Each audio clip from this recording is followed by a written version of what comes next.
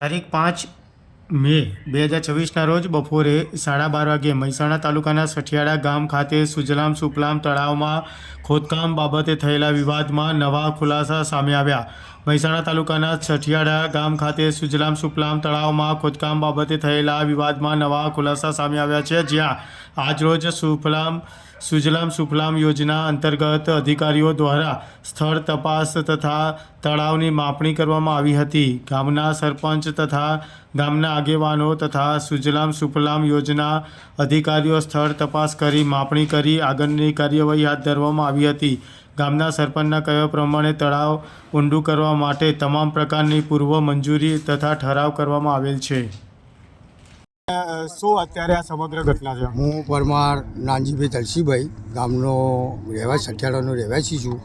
ગામ પંચાયત તરફથી જે સુફલામ યોજના આવી હતું એ વખત ગામના દરેક સભ્યએ ગ્રામસભા કરેલી હતી. એમાં અમારા સભ્યો બી ગામના સભ્યો બી હતા. એમને આ ઠરાવ કરી એના ઉપર મોકલેલ અને એ મંજૂરી લાવી અને આ તળાવને સરકાર દ્વારા મંજૂર કરવામાં આવેલ અને એ મંજૂરી મળવાના કારણે આ રીતે તળાવ ઊંડું કરવાની પરવાનગી સરકાર તરફથી આપવામાં આવેલી હતી.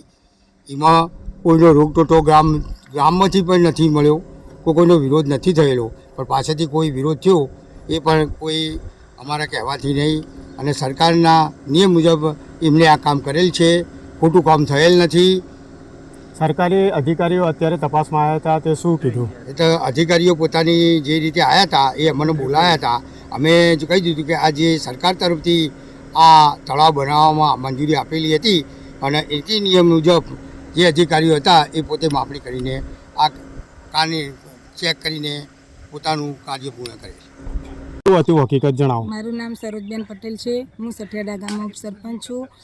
કાયદેસર કાર્યવાહી કરી છે સરકારના પાસે અને તળાવ ગોદવામાં આવે છે. બધું આજે જે અધિકારીઓ આવ્યા હતા એમને શું તપાસ કરી? એમને સુજલામ સુફલામમાં અમે આપેલું છે. આ ગેરકાયદેસર નથી, સરકારના કહેવાથી જ બધું કામ કરેલું છે.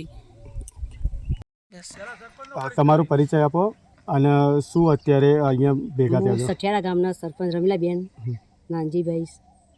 અને અહીંયા જે આપણે તળાવનું કામ હતું શું હતું એ? જે અહીંયા તળાવનું કામ અમે લેટર પેડ પર આલેલું છે, ઠરાવ કરેલો છે અમે.